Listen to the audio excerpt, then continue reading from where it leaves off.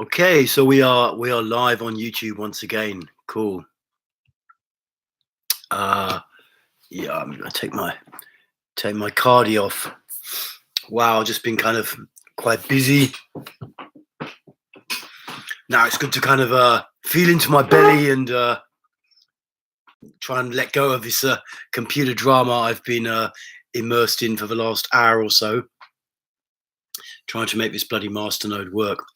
Anyway, hey, Welta, hola. I didn't know you were Spanish. Just having a little cup of tea. And what can I report this week? I haven't been doing a lot. I haven't had any workshops in the last week, have I? No. Oh, I ran a 1-day tutorial on body-based therapy for a day. That was cool. Here at the Lila Center, and that was with the second years of the Lila Life Training. It's like a new thing we've got running here. It's now in its second year. And you do 9 workshops, weekend workshops, 1 a month, and they look at different areas of your life. And in the second year, in the second year, you do some tutorial days as well to get some kind of theory, some theoretical stuff. You know, when you're on this training, you're in the group room screaming and shouting and doing all sorts of therapeutic stuff. And sometimes you can kind of wonder, oh, well, what's all that about? So we create some theory modules as well. So I was teaching that 1 day last week. Otherwise, I haven't been super busy. I've been down in Brighton for a few days, hanging out with some buddies down there. And I did a bit of this bouldering. This is an excellent activity. My mate Tanika was doing it down at Boulder Brighton. And, you know, if you've never done this, if you're into bioenergetics and this kind of thing, you need to try this because it's fucking awesome. It's like done indoors on these weird kind of climbing walls, and there's crash mats around. You don't need a rope or anything, but it's seriously a great fucking thing. You get a kind of adrenaline rush and a dopamine hit, and you're climbing up these things, and some are really hard. Some have got overhangs and underhangs or whatever. So I totally recommend that if you're into, you know, high energy experiences. And it doesn't require a lot of money. It doesn't require a lot of leaping out of planes or stuff like that. But my mate's been doing it for about a year, and he loves it. And I said, yeah, I'm going to come down. Yeah, you're into it too. Same, but different. Right, yeah. You must have spent some time in maybe in Southeast Asia to get that name. In Indonesia, summer, they say for same. And Thailand, they like same. Is it like rock climbing? Yes, but you do it indoors on these kind of, you know, fake rock surfaces, which sounds a bit naff, but you don't need a rope. It's really, there's crash mats. So when you fall off, you don't die basically or massively, don't massively hurt yourself. Yeah, got that from Thailand. Yeah, Thailand. Yeah, cool. I was in Thailand a lot in the 90s and stuff. Love that. Used to love the country. I mean, it's very touristy now in the south. But anyway, other than that, in the last week, I haven't been teaching a lot. I've been doing my usual, I do a couple of morning sessions. I did one this morning, really putting people through their paces. Did some running around the room with your arms in the air for about 25 minutes. It starts to open up all these muscles at the back here, you know, and your upper back, your lower neck, around your shoulders, and you have to keep breathing real deep and keep your arms up. It's a fucking challenge, you know. It's a fucking challenge, and you see people. It's also a challenge as a workshop leader, really, because you have to be able to motivate people. You do it yourself, and you have to motivate people to keep doing it so that they don't just stop, you know. And that's always a challenge, but I like it. We did that this morning in the 1 hour session in the community, and then we did bow and arch. So that was an awesome little morning workout, and I get a bit of morning workout for it as well. Hey, Luja, nice to hear from you, man. Cool, you're on the stream. Yeah, a lot of people jumping in straight away here. Yeah, I've also been doing a bit of streaming on. I started this other YouTube channel on crypto passive income, ways of making money without doing very much, because sometimes you end up doing a lot of stuff in the background, which I've just been doing, trying to get something to work so we can make money without doing very much. But anyway, that I'm also enjoying.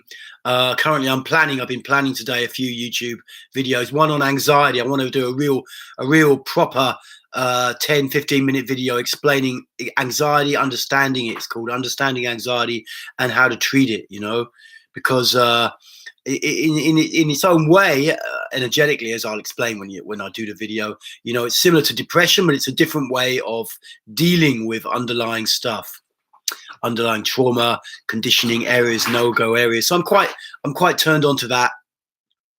I'm trying to be a bit more disciplined and really make sure I create some videos each week, whether it's for crypto, passive income ones, or whether it's for therapy, body-based therapy ones. So I'm hoping to get at least 1 or 2 together this week.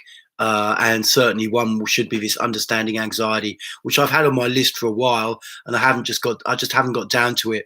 I'm noticing sometimes I just need to be a bit more disciplined, you know. It's kind of easy for me to start a day and I do some bio, I'm really up for things, and then my energy is charging around all over the place, and sometimes it lacks a little bit of discipline and a little bit the long-term vision. So I'm working hard with that. So what I'm doing now is, before I create videos, obviously not the live stream, I'm starting to make a little kind of script. So I've really got everything I want to present in the script. I did it for the longer ones before, but not for shorter ones. So I'm learning to do that. And that way, you know, the video can really be a repository of knowledge. You know, I mean, our understanding of anxiety is minimal in my experience, you know, and really, you know, one step back, basically, we're all configured to believe we know it all already. It's evolutionary psychology, you know. Our mind is configured for high levels of arrogance. Yeah, we know it all already, you know. And so it is quite difficult, you know, but it has its uses, but it is quite difficult to take on new stuff often. And we are definitely at a point where we could really, in my opinion, step up a long way to certain kinds of low-level mental health conditions and get them treated and sorted.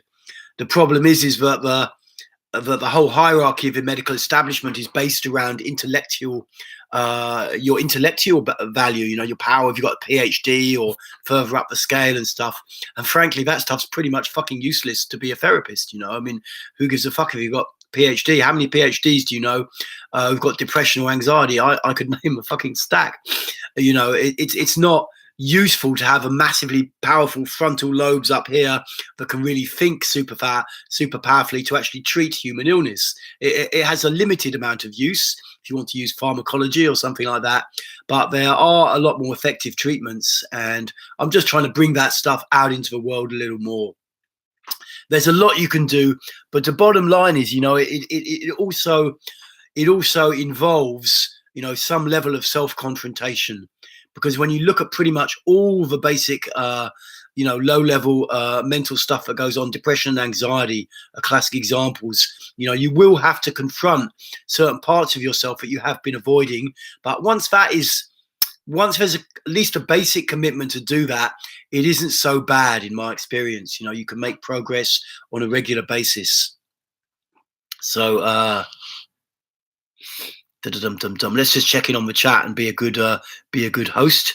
We definitely long on to stepping up as a society species. Yeah, and the stepping up will come from the individual, in my opinion. You know, for a long time I was very busy with society and all of this, and actually and authority, and why the medical service haven't done this. But the bottom line actually is, and what I'm discovering is, you know, you need to step up as an individual. That's the bottom line. And then when you've stepped up, you know, it's like the Bible. And if I be lifted up, she'll lift others up unto me, or something like that, John, or something like that, vaguely from Christian past, vaguely. But like, you know, when you step up and really take yourself on, other people are attracted, and you have to get rid of the trippiness, because a lot of people out in the world are trying, I'm not saying this specifically to you, same but different, but just generally, you know, a lot of people out in the world are trying to change society by protesting. I tried to change by protesting for 15 years. And the problem is they're all sitting on a ton of childhood shit they don't want to examine. And guess what? The authorities don't take fuck all notice, or very little, or it just ends up in a mess. But if you, as an individual, take it on to clear your stuff out with authority, with structure, with hierarchy, then you are in a position to easily communicate with those guys and step up from any background. I believe that to be true. So that's a little bit my thing. But great that you're interested in the same stuff, man. Fabiola Martinez, good morning. Good morning to you. You must be on the other side of the world, maybe South America. Here it's about 6:10 in the evening in the UK and 7:10 in mainland Europe. What, to the 80 muscles in your face? Okay, cool. I didn't know that. What exercise can relax them the most through bioenergetics? You see, the thing with bioenergetics, and this is an interesting aspect to it, or it's one of the aspects I teach a lot, you don't necessarily need to work on the specific muscles to relax them. The core point that relaxes the upper body in total is the belly. The more energy and awareness you have in your gut, in your belly, your whole upper body will start to relax. So that's one approach you can basically use. And if you want to use a more direct approach, I mean, just screwing your face around, breathing loud, making a bit of sound, and just feeling like you're breaking off a crust of your personality, that kind of, I see people all the time, they hold, and I'll do it when I wake up, or, in the day I've been working on my computer, you got this basic layer of holding, like a kind of a slightly rigid layer, if you've got some rice pudding you put in the fridge for a little bit, it forms like a crust. Certain liquids form a bit of a crust when you put them away from the side. And so does our energy. It forms a kind of crust. And you just need to have a little space where you can just put it out a little bit without freaking people out around you. And, that will help to start. Also with the face, of course, I work a lot with the masseter muscle, which is a muscle that runs from this part of the cheekbone down to the lower jawbone here, and it's in here. And this muscle, 20 years ago, if you studied body work, they would tell you that's where anger is stored in the body. And I think that's a little bit inaccurate. This tendency to objectively map emotions directly to certain areas of the body. It's not so accurate, but it is useful. But this is a muscle that gets very, very tense a lot. And you can take a knuckle, take your long finger from your hand, I imagine a few people doing it now, and grind it into this muscle, not up here where the cheekbone is, and not down here. Feel those to start, but in the middle, around here, and grind it in, and just see, can you grind in there without it hurting too much? And try the other side as well. It's not limited just to the right side of your face. That one's a little bit more tense for me. Give it a good grind. And feel, and if you've got a lot of tension there, you can work with that grinding. You can even push quite hard and grind and be in a space where you can make some sound, scream out a little bit of sound. That helps to release this muscle here, the masseter. Otherwise, there is stuff like Indian head massage and that, but it's not strictly not bioenergetics. Basically, my ex used to teach that. And with the face, yeah, I've got some other face exercises. If you look on my YouTube channel early on, about a year and a half ago, some kind of face freakouts and kind of shaking and wobbling and stuff with the neck and the head, good early morning stuff. Have a look for that. Maybe it's on one of the workout videos. Anyway, I hope that's useful. Taking responsibility bottom up. Yeah, that's what it comes down to, man. That's what it comes down to. I quite like this guy, Jordan Peterson. I haven't been looking at him for about 6 months, but a Canadian professor guy who was busy with the trans people and stuff. But I agree with I heard him speak, and he said, the coming generation, it's not really about society anymore. It's about you. It's about you. It's about the individual really stepping up. And I believe that to be true. If you've been a fan at all of Ayn Rand, the Russian-American authoress, her most famous books, The Fountainhead, which I'm reading at the moment, actually, and Atlas Shrugged, which I read a few years ago, it's essentially, she's got her own take, and you might find it a little bit extreme or crazy or something like that, but basically it's saying, who are you individually, and really looking at that. And bioenergetics supports you to find your individual strength, even regardless of the whole of fucking society. I find for myself, I can take a position. I don't always take a position, but I can take a position to move myself contrary to the rest of society, contrary to 100 people who are my friends around me. If I want to, I can move myself. I'm not so held by other people's expectations. And that's easy to say, but often when you try, it's hard to do. And I get that from the bioenergetics in particular, because when you work on your body in this way, what you're basically doing is taking out the blocks. So, by the way, my mind sees it. If you take out all the blocks in your being, of which there are a lot, I can guarantee it. If you take out all those blocks, then what is left is the authentic you. And you know, it's a path which doesn't involve a lot of mental reconditioning. It's good to think positive about yourself and to load up on positivity every now and again, but you don't need to be obsessively positive. And this gives you, and it just gives you, as you progress. The bow and the arch is a core exercise. Do that every day for like a few years or something, and man, it will shift so much. You can even at times do it really, really long. Really, really, you know, I've been doing it. I'm going to put it down on a video soon, but I've been doing it along with Osho chakra breathing. So it's 8 minutes down, 7 minutes back up, 8 minutes down, breathing into the energy centers at the same time, which is quite exciting. I was doing that on someone's boat the other day. I think a few people got a bit annoyed, but early in the morning. Anyway, I'm digressing a little bit, which is one of my occasional failings. Need to keep things a bit more focused. But basically, you know, that's the bottom line. If you keep doing the bio, you keep clearing the blocks out, you find your natural self. You keep your, and you do load your mind up with a bit of positivity, but don't make that the only thing, you know. Don't make that the only thing. You're just doing positive thinking. You can go to Anthony Robbins for that stuff. 99% of people will collapse back shortly after doing that kind of motivational workshops. And at some point, the people that lead those, if they've got some integrity, will start to look at bioenergetics and other stuff. Some of them are. Buddy of mine, Jason Capital's into this motivational stuff, and he's a pretty good guy. And he's also teaching some bioenergetics. So it's like, you know, you get the blocks out, and it is challenging, it is confrontational, and then you can really totally live your own individuality, and you're not so constrained by the people around you. You can go along with them and have friends, and if you need to, you can direct yourself where you need to go. Yeah. What can be good history books for learning what some of the stuff you're talking about is more? Well, that's a good question. I don't know. If you want to get more specific, I can try, but I have to say I'm not a great reader. When I read, I tend to just read fiction, stuff I'm interested in, and I haven't read a lot of books. You know, it's just reminding me, I know it's digressing slightly, but there was this very mindy guy in the community not so long ago, about 6 months ago, and one evening I saw him reading a book called Connection, surrounded by other people, but just immersed in his book.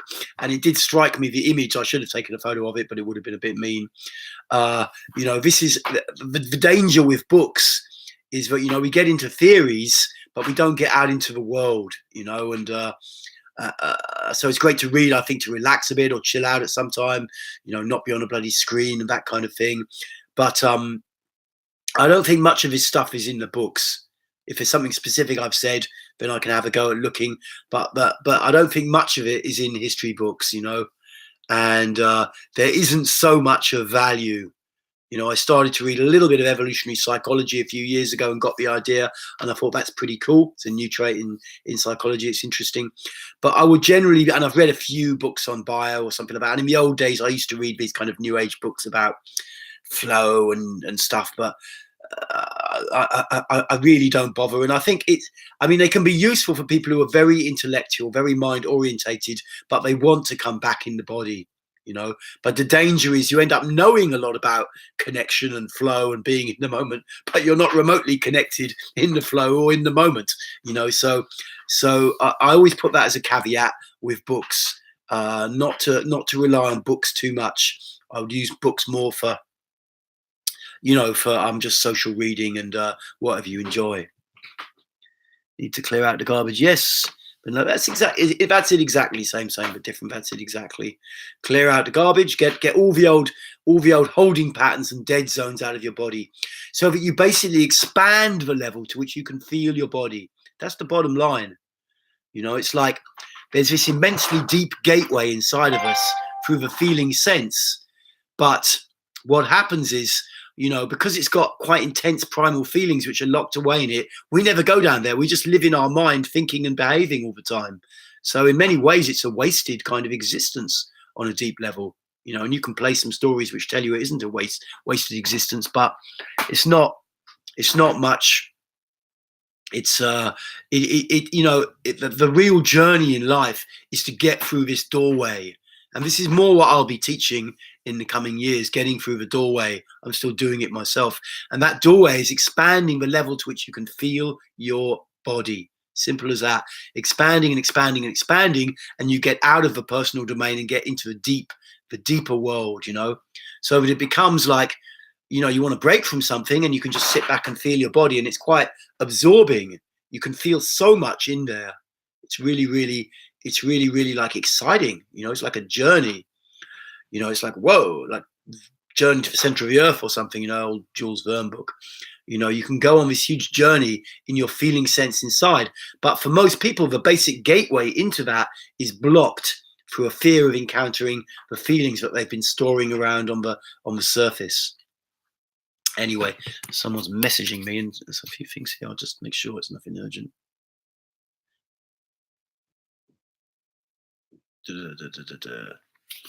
Nothing there. What would be the thing that made the biggest shift in your life? I mean, it's hard to say exactly. You know, there were certain key points for me early on before I started to do.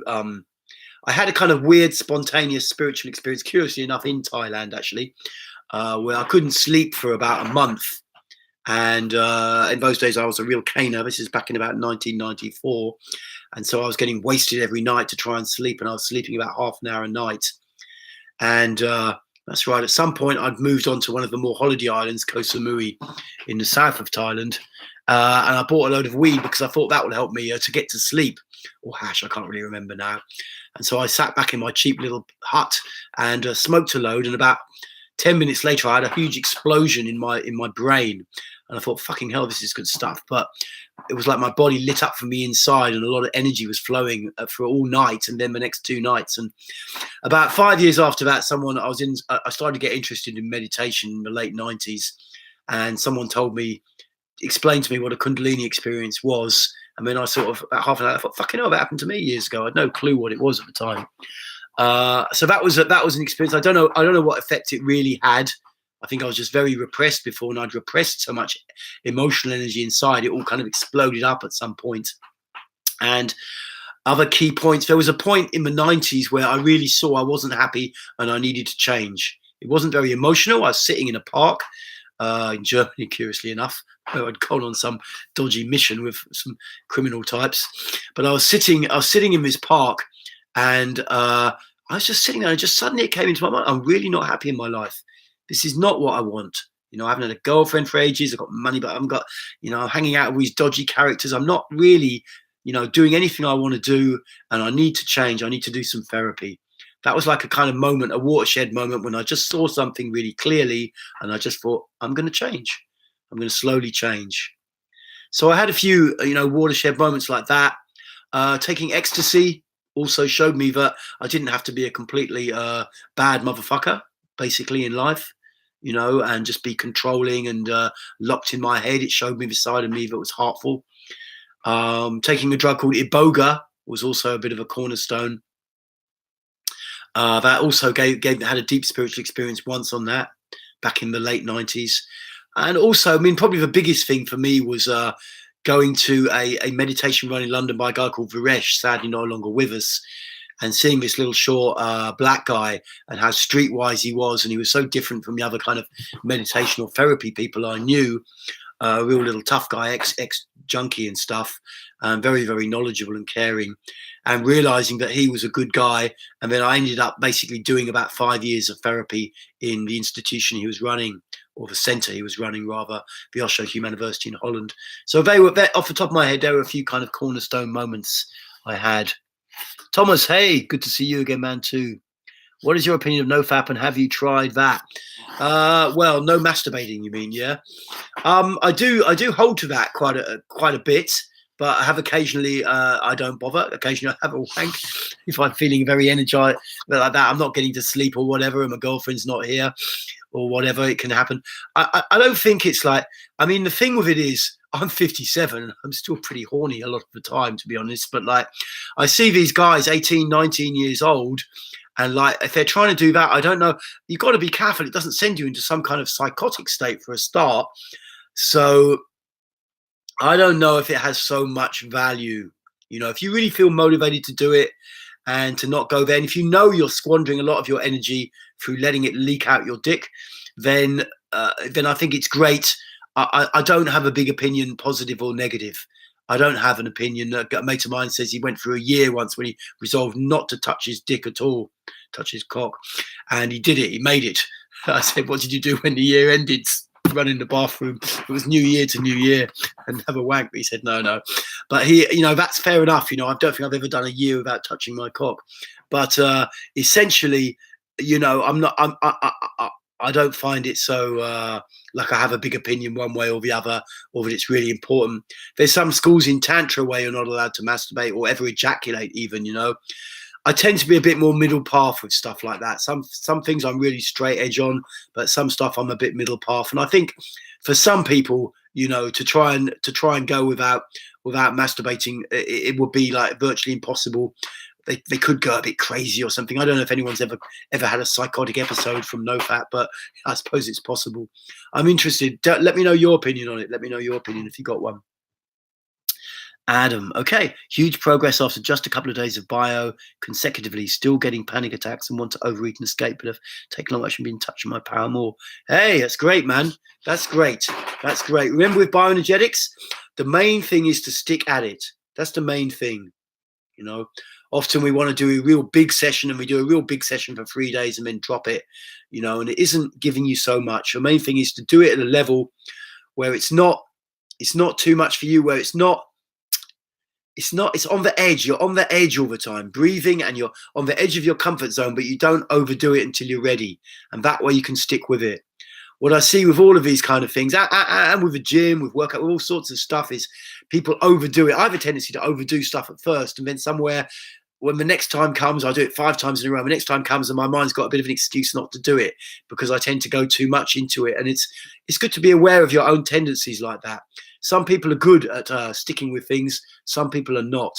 I'm something's good, something's not. So I have to be a bit careful and not overdo it. I'm back going to the gym at the minute. I haven't been for a couple of years, and the last month and a half I've been doing it. And it's great. And I'm also aware, not to go and spend an hour and a half there and really hammer it. I can do 30, 40, 45, 50 minutes, something like that. And that's adequate. It keeps me in the energy, and it doesn't give me the feeling like, oh, next time I'm going to make a little excuse not to do it. Of course, other things that help are getting a friend and that kind of stuff to do it with. But anyway, I just wanted to mention that. So I hope you can continue with it, man. It sounds like you're doing fucking great, man. And that's really, really good. Panic attacks, anxiety, and all of that stuff. I'm doing a video on that soon, but the bottom line is to keep on feeling your body more and more. And bio opens the muscle system of your body and allows your awareness to come back in over time. And that will stop anxiety. It'll stop it, basically. As soon as you can feel all of the areas of your body that you've had anxiety about, just slowly, progressively starting to get in there, end of anxiety, end of panic attacks. I guarantee it, unless it's some kind of heavy psychiatric triggering, which might take a little more work. But essentially, the more you can feel inside your body, and then the less the tendencies towards anxiety are. So keep it on the edge. Don't overdo it and freak yourself out. But it sounds to me like you're doing fucking great, man. Really, I salute you. Second, that notion of it being exciting to feel in the body. Yeah, absolutely wonderful feeling. Cool, man. Great. What would you recommend as an energy deblocker? Well, bioenergetics, that's basically what it is, essentially.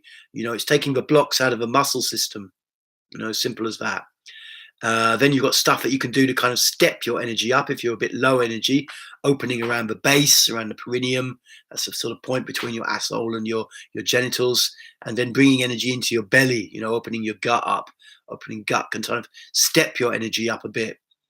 Some people come to me, they've had energetic experiences, Kundalini stuff or whatever, and they want to, really integrate it in the body. Other people need to step their energy and motivational levels up. So I try and support whatever I can do. And often for many people, the biggest problem is getting the willpower. So look for anything you can do to support yourself with willpower. Often peer pressure is good. That's why group therapy was such a big deal back in the day. I'm still running a bit of group therapy because you've got a whole load of peers and you have to show up. You can't just use all your excuses in your mind just to take yourself out, because the time you do that is the time time that you can most get change. Okay, guys, if anyone out there is watching and has got a question, feel free to go for it. I'm very happy to support people. We're currently at about 1:30. I'm planning to do another 10, 15 minutes if you've got a couple of questions. Anything you want to check out. Coming up to November, hey? Coming up to November now. It's fucking time. It seems to be flying this time of year. And still been sunny. It's very sunny. I was on the beach in Brighton on Sunday. And November, I've got a couple of small things coming up. So I'm running a 7-day, co-leading a 7-day intensive here at Lido at the end of a month, I think. Also, I've got a 1-day bioenergetics group in London. I've still got some places on that. And the week before, I'm helping Elliot Hulse.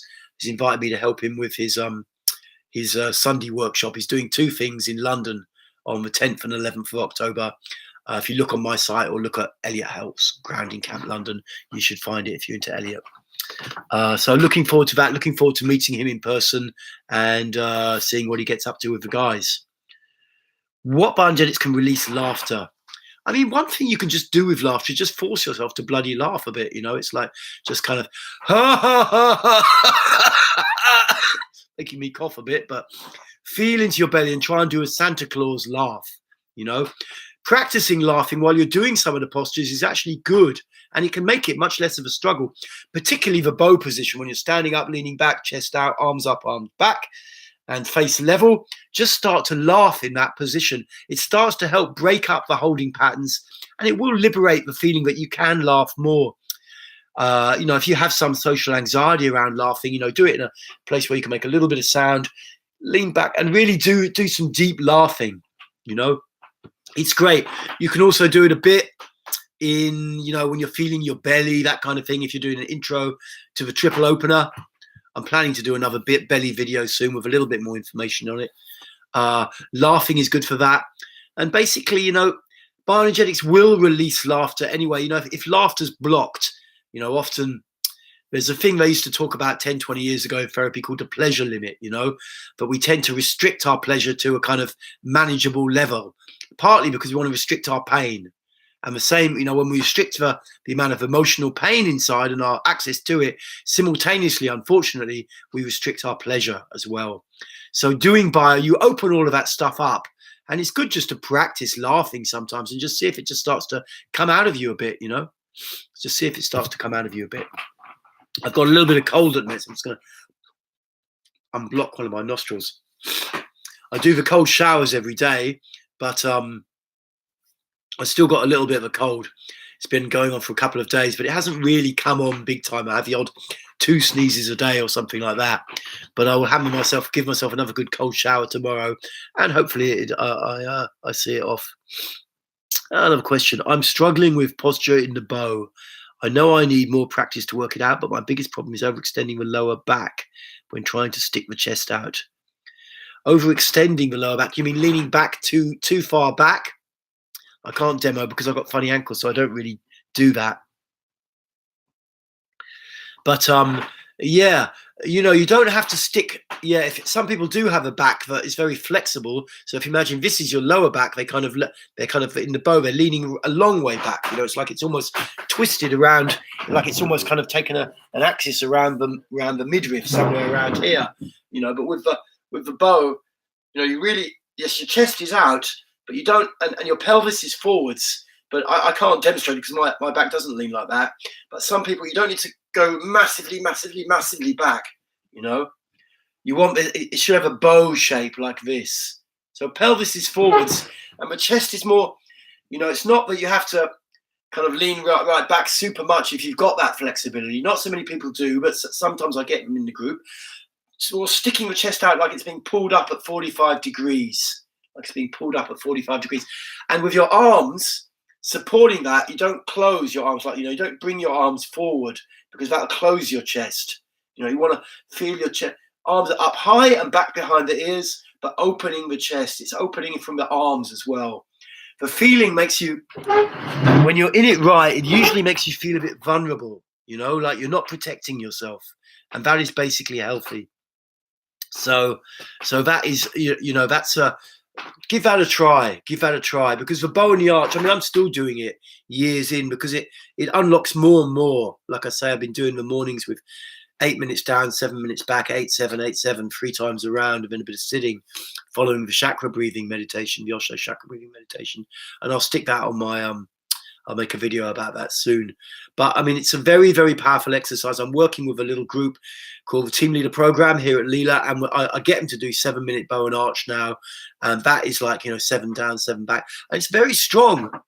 Sometimes you need to have someone to hold you in it a little bit because people stop breathing or they drop the position. You've got to remember the key. You've got to have it down pat in your mind that you've got the key areas of a position and you're not just doing 7 minutes, but basically dropping half of a position to get through it and then convincing yourself you've done it. It's better to do it less and really got it right. But when you have got it right, you can extend to 7, 10, 15 minutes, particularly the arch will keep on opening up the lower back. More and more old stuff will start to come. So it's incredibly powerful.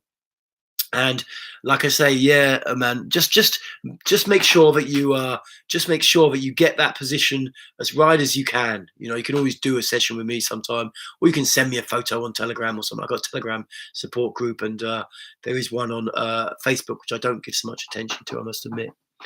But once you get the position pat and you know it, and you can be in the position, and you're checking the position, and you can extend it a little bit on the out breath, breathing through the mouth, then it's then that's cool.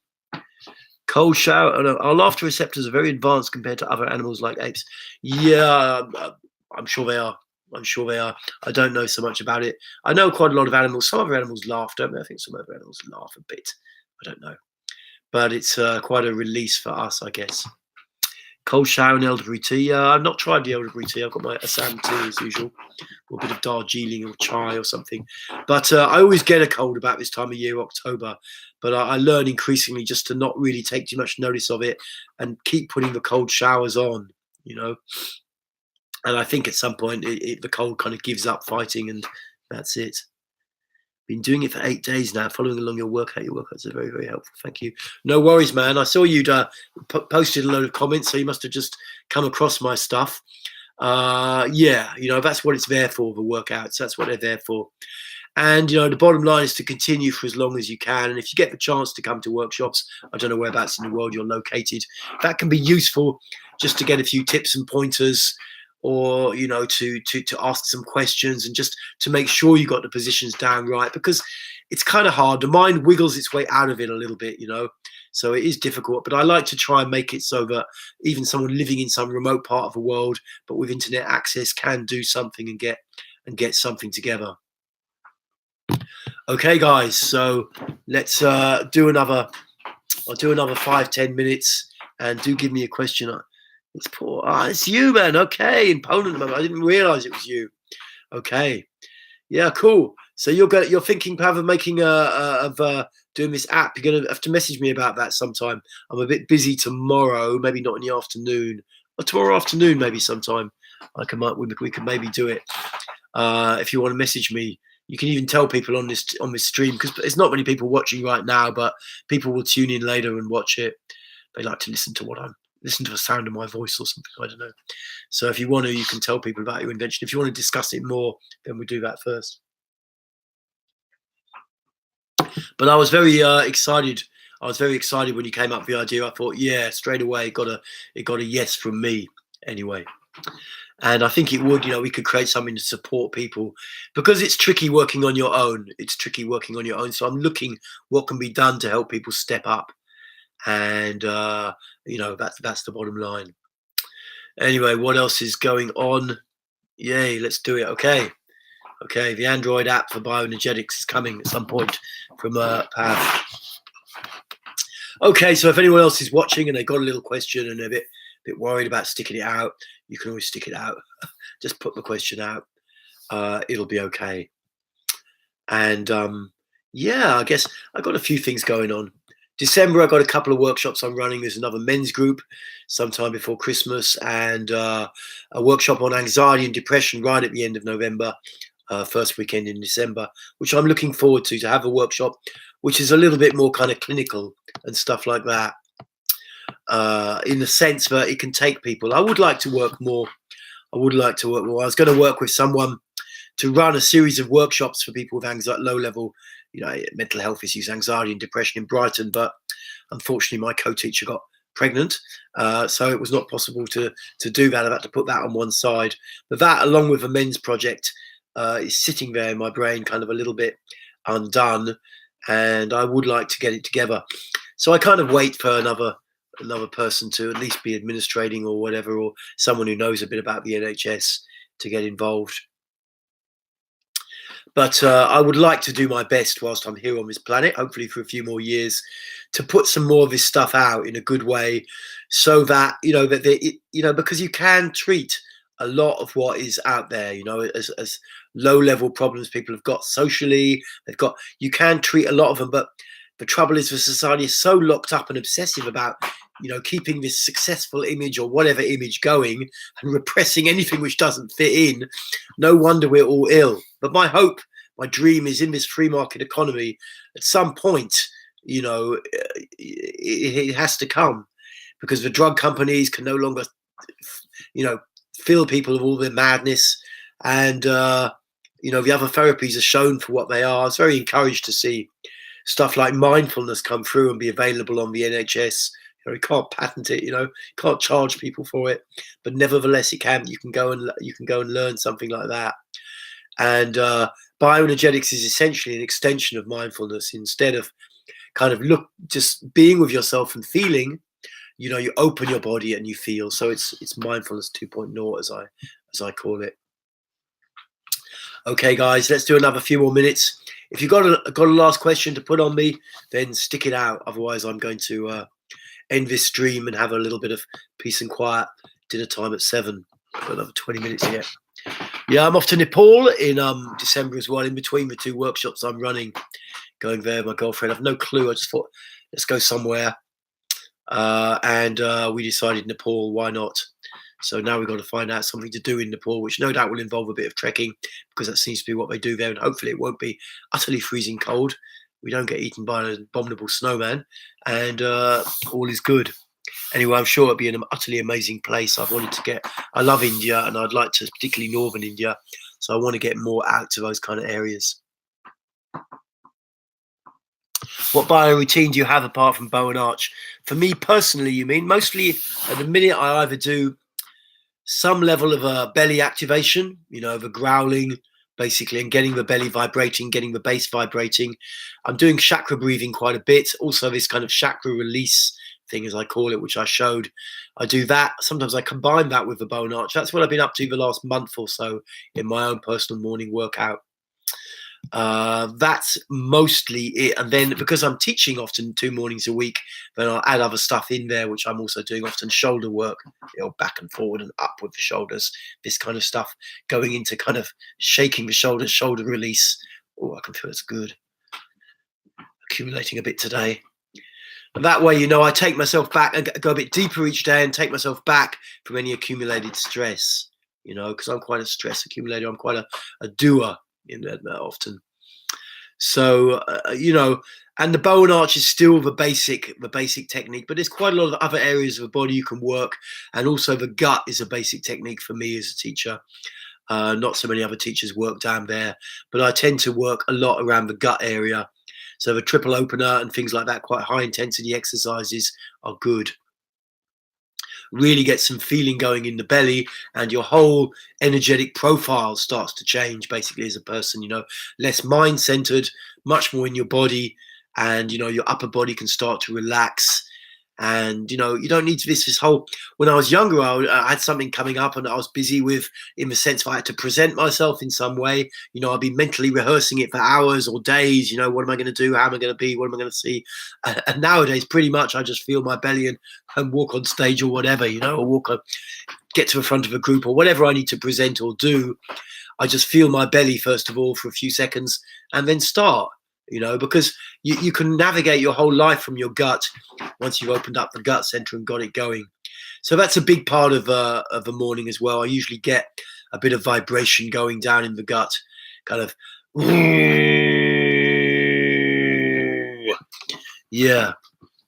I do deep grounding and follow deep grounding. Yeah, I'm not sure what that is, but maybe it's something I teach or maybe not. And follow the bow and arch, but sounds good. Yeah, the triple opener, or the belly activation, getting this growl going and getting some vibration kind of and some feeling down in the belly in the early morning is good, particularly for guys, but I think for women as well, it's also absolutely fine. But certainly as a man, it's good to feel into your gut. You can, yeah, and of course also you can work on your heart, and your mind can be a certain way. But to me, the defining the defining quality of the defining quality. Sorry, I'm just reading the next one, and then my mind goes off somewhere. I shouldn't read it. But the defining quality of masculinity is a gut connection, and I think it's important for men to get some level of feeling and awareness down in your gut, and then your male side is natural. Aha, deep grounding from your video feet exercise. I called it deep grounding, did I? Yeah. Working with the ankles, that's a great one to do, particularly if you're aware there's tension there and you become aware whilst you're doing the exercises that there's tension there. The triple opener is good. The belly activation, which includes the triple opener, sometimes is good. I'll try and do a little bit more on the belly because I've changed it a little bit, not massively. But the ones that are online are still good. But I've added one little extra component, slightly more in the mental attitude and body position. Anyway, guys, I think I'm going to leave it here for tonight. And this is a last minute question which suddenly rocks up. You've got about 30 seconds to put it out. Otherwise, thank you for tuning in. I hope you've enjoyed this. You've enjoyed this stream, and if you come along to it late, feel free to like and subscribe and all that stuff Americans tell us to say. And the bottom line is keep doing the bio. Don't listen to too much excuse from your mind. Too much of the old defensive layer coming up with all sorts of reasons why you shouldn't do it. Just keep doing it and look what's practical for you. Look what's practical for you, what you can commit to, what you can do, and then we can all move deeper together and be a real force for change on this earth, and individuals doing what we want to do. Okay, guys, have a good night. Yeah, YouTube have no worries, man, and hope to speak to you soon, and I hope to see the rest of you soon as well. Okay, lots of bio. Keep doing it.